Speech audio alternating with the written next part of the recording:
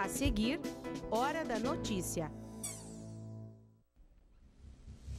O feriado começa com bastante movimento no Santuário de Nossa Senhora Aparecida, em Passo Fundo.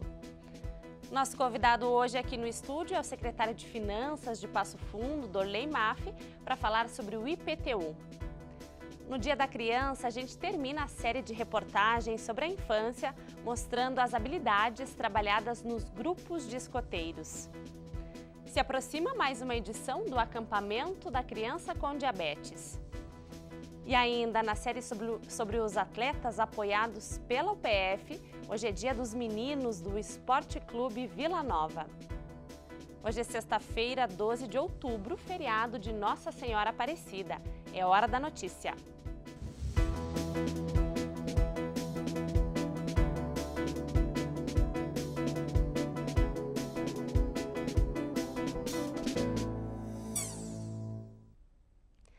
E a gente começa a edição de hoje com um comunicado da UPF. A universidade vem a público reforçar sua vocação de espaço plural e de livre manifestação de ideias. Entretanto, a instituição informa que não vai tolerar atos e ações que desrespeitem os diferentes pensamentos e incitem à violência, e registra que irá despender de todos os esforços necessários para que a segurança da comunidade universitária seja garantida. A UPF comunica ainda que foi cientificada sobre a circulação de um material que divulga o evento Aula Pública, o Brasil na Tela, Focos no País e no Fascismo, no qual é utilizada a imagem de um dos candidatos à presidência da República. Sobre isso, a UPF registra que a peça em questão não foi produzida institucionalmente e informa que não há autorização para a utilização da logomarca da universidade nesse material. Comunica, por fim, que a utilização indevida da marca da UPF acarretará a tomada de medidas legais aplicáveis. E o feriado começa com bastante movimento no Santuário de Nossa Senhora Aparecida, aqui em Passo Fundo. Fiéis participam de celebrações no dia de hoje. Às 14h tem a Romaria das Crianças e amanhã o santuário realiza a Romaria da Pessoa Idosa às 16h. No domingo, são esperadas praticamente 200 mil pessoas na 38ª Romaria de Nossa Senhora Aparecida. Às 7h tem a tradicional missa na Catedral e, em seguida, às 8h, tem a saída para a procissão. Ao meio-dia tem o almoço no santuário e a programação termina com uma missa às 16h. Durante o domingo também acontece a 5ª Mostra de Ações Sociais Solidárias. Neste ano, o lema da Romaria é Aparecida, clamamos por paz. Em outubro já é tradição, um acampamento aqui na UPF que recebe pais e filhos. Conheça a programação do acampamento da Criança com Diabetes. Chegamos na 6ª edição do Acampamento da Criança com Diabetes e nesse ano a gente tem um número maior de procura. Quem fala comigo sobre isso é a professora Mônica, que é responsável pelo projeto. E aí, Pro, como é que vai ser nesse ano uma procura maior, né? Qual a expectativa? Sim, esse ano a gente tem uma procura bem maior. O ano passado nós tivemos uma grande divulgação do projeto, parece que ele foi descoberto, né, pela comunidade e isso fez com que viessem muito mais crianças para o projeto. Inclusive, a gente abrangiu um pouco a área do projeto, né? Nós tínhamos crianças só do Rio Grande do Sul, esse ano estão vindo crianças de Santa Catarina. Então o acampamento vai ser de 24 a 27, inicia na quarta-feira, com a chegada das crianças, exame lá no Hospital de Olhos de Fundo de Olho, e daí segue a programação até o sábado à tarde. Perfeito, Pro. E é importante que esse acampamento aconteça porque o Brasil é o 3º país com maior índice de crianças com diabetes, né? Esse é um campeonato que a gente não gostaria de estar lá na frente, né? Nós só estamos perdendo nesse momento para os Estados Unidos e Índia e somos o 3º país em crianças com diabetes do tipo 1, né? Que é a diabetes em que a criança é insulino dependente. E também já estamos ficando preocupados porque já estamos aumentando o número de crianças com diabetes tipo 2, que é adquirida, né, pela obesidade. E nesse acampamento a gente tem várias alternativas para essas crianças que, em questão de alimentação, né, várias atividades. Isso, o acampamento, então a criança fica imersa aqui, ela fica as 24 horas dentro do campus, né, acampada, daí a gente tem o apoio do grupo de escoteiros SORG de Carazinho, que nos dão esse apoio logístico. E acontecem durante esses 4 dias uma programação muito intensa. Né? Tem oficinas de nutrição, tem oficinas de exercício físico. Esse ano vão ter oficinas sobre sexualidade, porque as crianças que iniciaram pequenininhas no projeto já estão se tornando adolescentes, né? Já estão tendo a modificação do corpo, então a gente vem acompanhando essas crianças, né? E o interessante do projeto, do acampamento, que ele começou lá na Faculdade de Medicina, né? Agora ele já está abrangendo a universidade toda. Nós temos atividades que vão envolver o curso de artes, o curso de agronomia, o curso de computação, ou seja, a gente extrapolou a área da saúde, envolve a universidade toda. Perfeito, até porque a vida deles é completa, né? Exatamente. É multidisciplinar. Prof, muito obrigada, tá? É isso aí. Bom, lembrando então que a abertura, né, todo evento acontece do dia 24 ao dia 27 de outubro aqui na UPF e o público-alvo é para crianças de 6 a 12 anos. Voltamos ao estúdio. Você já parou para pensar que mais um fim de ano se aproxima? Pois é, e com isso os tradicionais impostos dessa época também. O IPTU é um deles e para falar sobre o assunto a gente recebe hoje aqui no estúdio o secretário municipal de Finanças de Passo Fundo, Dorley Maff. Seja muito bem-vindo ao PFTV. Obrigado pela oportunidade. Secretário, qual que é a função do IPTU no município?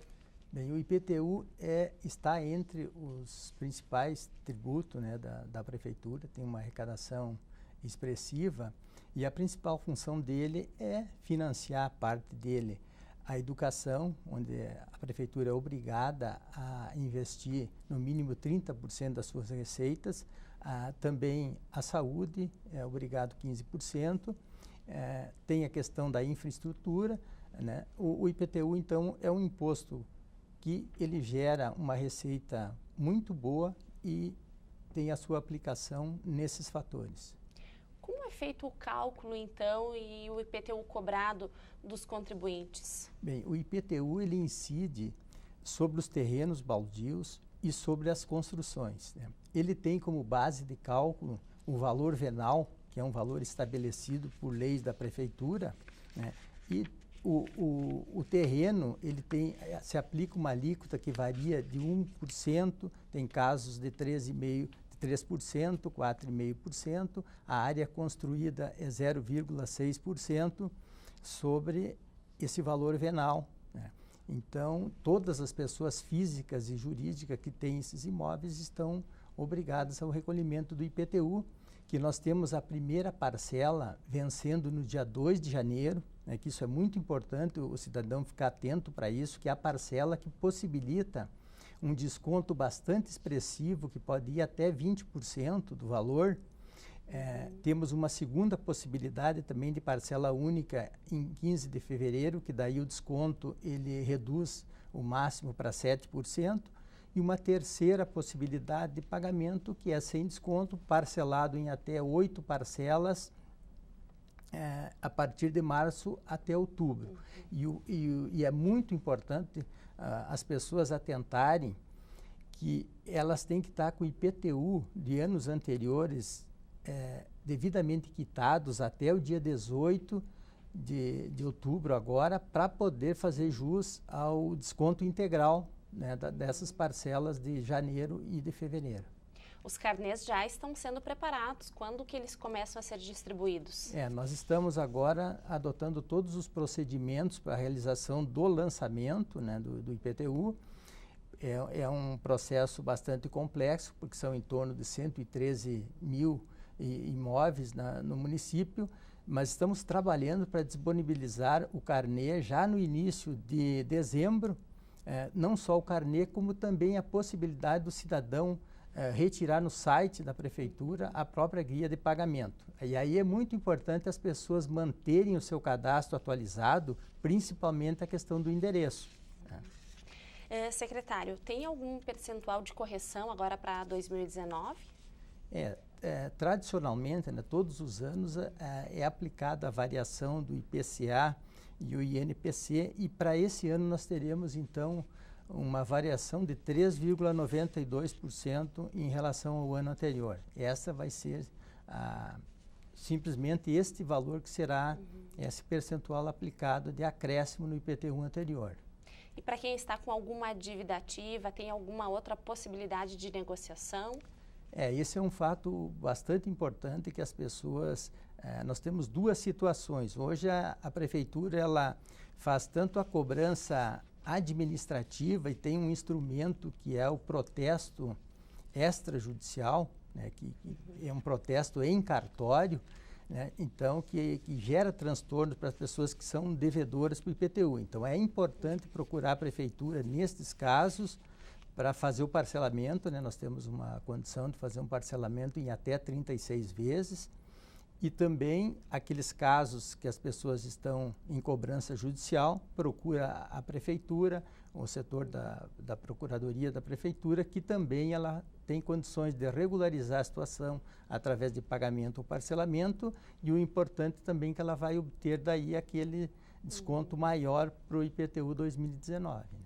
O local que as pessoas devem procurar, então, fica junto à Prefeitura, ao lado da Câmara de Vereadores? Nós temos 2 locais de atendimento. O melhor deles é na Rua Antônio Araújo, no antigo prédio da Justiça do Trabalho, né, que ali nós temos uma estrutura maior do IPTU, mas também podem procurar a sede da Prefeitura, ali que fica junto à Câmara de Vereadores, né, os 2 setores têm condições de fazer as atualizações, os parcelamentos, né, e as informações em relação ao IPTU 2019 e os débitos anteriores também. Tá certo. Obrigada pelas informações, secretário, e um bom feriado. Obrigado. E estão abertas as inscrições para o 4º Congresso Internacional História, Regiões e Fronteiras. O evento é voltado à discussão das fronteiras políticas, sociais e culturais. Será de 16 a 18 de outubro aqui na UPF. Inscrições e outras informações no endereço que aparece aí na tela. Aprender sobre a natureza, a viver em grupo e a desenvolver a liderança. Na última reportagem da série sobre a infância, vamos falar sobre as atividades dos grupos de escoteiros. Nós já voltamos.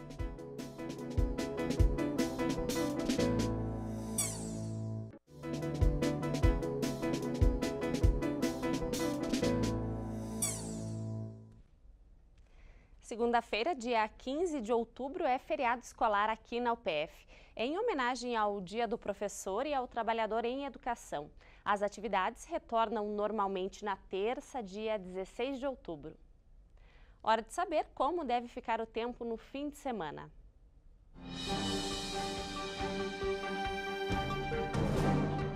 Para amanhã, sábado, a previsão é de tempo encoberto, com possibilidade de chuva fraca. Mínima de 15 graus, máxima de 21 graus. Para o domingo, a previsão não muda muito. Mínima de 13, máxima de 17 graus. O sol não deve aparecer e a previsão é de tempo encoberto, sem chuva.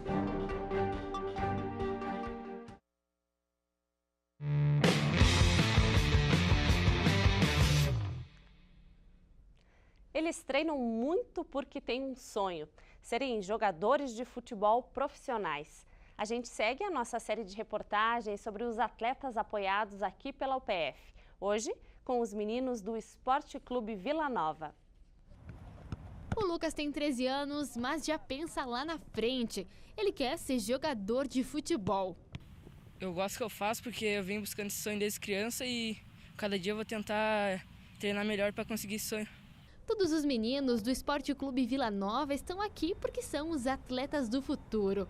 E o projeto da UPF é uma ponte para que isso aconteça. Eles querem ser jogador de futebol, então eles vêm motivados a cada treino, a cada trabalho. Né? A gente é bastante envolvido com jogos, de competições duras, difíceis, então a gente sabe que a cada treino a gente tem que estar preparado, a gente tem que se preparar cada vez mais, tem que estar motivado para poder chegar no próximo jogo e fazer sempre o melhor possível. Só no ano passado, o Vila Nova subiu ao pódio em 6 campeonatos. 3 deles em primeiro lugar.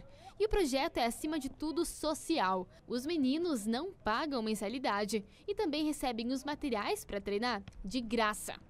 Como outras crianças da idade deles, às vezes procuram não participar disso, né? Procuram ficar em casa, né? No conforto do lar, do amigo, né? E eles acabam se dispondo a isso. Então é um mérito deles. E como eu falei, acho que lá na frente eles vão acabar colhendo esse fruto que eles estão plantando hoje. O nome do projeto não é por acaso. Eles são mesmo os atletas do futuro. Tem muitas crianças querendo ter a mesma oportunidade de nós de treinar. A gente tem que dar o máximo de nós para buscar nosso sonho e cada vez treinar melhor.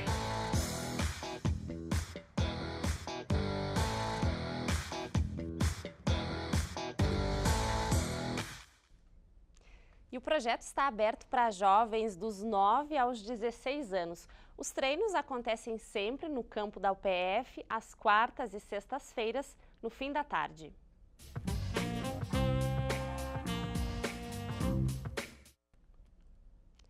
Com os pequenos, o lema é melhor possível. Com os adolescentes e adultos, sempre alerta. É com esse pensamento que os escoteiros desenvolvem atividades em 216 países no mundo. Tudo para melhorar o convívio humano e aprimorar habilidades. Todo sábado é assim. Faça chuva ou sol, esse grupo se reúne neste local na Praça Antonino Xavier, em Passo Fundo, para aprender e melhorar como pessoa. E é uma prática que começa cedo. Na sede do Grupo de Escoteiros Guaranis está toda a estrutura necessária para as atividades escoteiras. Tem a secretaria e as salas destinadas a cada uma das categorias dentro do escotismo. Os pequenos são chamados de lobinhos. Entram aos 6 e ficam até os 11 anos. E como lobos que são, formam uma alcateia, com 4 matilhas de 6 lobinhos cada uma. A gente brinca com todo mundo, a gente se diverte bastante. A gente passa o maior tempo do nosso sábado aprendendo e brincando, fazendo os dois ao mesmo tempo. Aprendendo fazendo novas amizades, fazendo muitas coisas muito legais que a gente aprende para o nosso longo da vida. No escotismo, o lobinho aprende sobre a natureza, a viver em grupo e a desenvolver liderança. É no livro de Jangal, que retrata as aventuras de Mowgli, o menino lobo, que está inspirada a organização do ramo lobinho. O escotismo, na realidade, ele é uma parceria com a escola, com a família e com o escotismo. Então o lobinho tem que ir bem na escola, tem que ajudar em casa e, obviamente, ir bem nos escoteiros. E você tem um nome, né? Você é chamada de Aquelá, né? Isso, Aquelá é a chefe da alcateia. No caso, é o lobo que comanda todos eles, mas comanda por aquele lado bom, ele que mostra as leis da alcateia e eles cumprem. Dentro da divisão do escotismo, além do lobinho, tem os ramos escoteiro, sênior e pioneiro. A tropa escoteira Guarani é formada de 4 patrulhas: tigre, leão, fênix e águia. São jovens com idade entre 11 e 14 anos, e cada tropa tem 8 membros. Aqui no Grupo Guarani, a tropa sênior também tem seu espaço e é composta de meninos e meninas com idade entre 15 e 17 anos. Só depois, aos 18 anos de idade, é que o escoteiro vira pioneiro e segue até os 23, quando só então vira chefe no escotismo. Eu fui lobinho, fui escoteiro, passei por todas as fases e hoje estou na presidência. Então é importante comandar todo o pessoal, né? Os adultos que fazem o escotismo hoje no nosso grupo, né? O criador do escotismo foi Robert Baden-Powell, em 1907. O movimento escoteiro é formado de valores e normas que regem atitudes e incentivam os membros a serem melhores com as pessoas, a natureza e os animais. O importante hoje de uma criança no escotismo é em virtude de estar em contato com a natureza, fazer amizades, aprender desde cedo a se virar, como eu digo, a amarrar o sapato, fazer comida, aprender a fritar um ovo, fazer um arroz, né? Que é o básico, né? E isso todos os nossos escoteiros e lobinhos aprendem desde cedo, né? O Grupo de Escoteiros Guaranis foi formado em novembro de 1928. Este ano vai completar 90 anos de atividades. E só aqui na praça está instalado há 40 anos.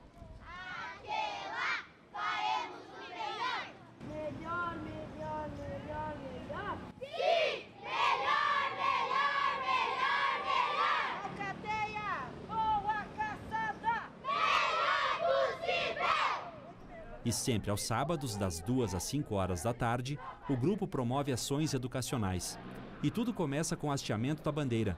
E depois, o arriamento no fim dos trabalhos. Aqui uma prova de bastão elétrico, uma espécie de cabo de guerra circular para testar a força e a habilidade do escoteiro.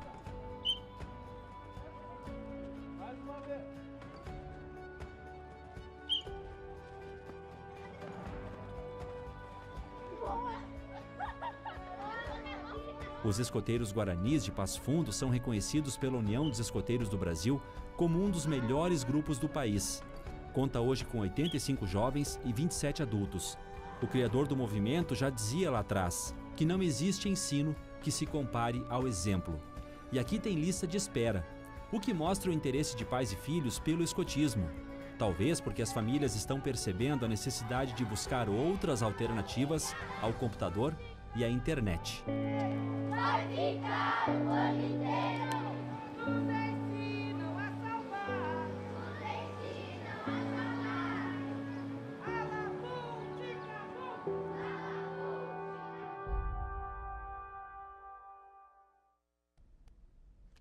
E além dos guaranis, em Passo Fundo tem ainda os grupos de escoteiros maragatos e também o Passo do Guaraé. Essas foram as informações de hoje. Se você perdeu alguma reportagem ou quer rever as nossas principais notícias, hoje, amanhã e no domingo tem o programa A Semana. Nós voltamos na segunda. Até lá!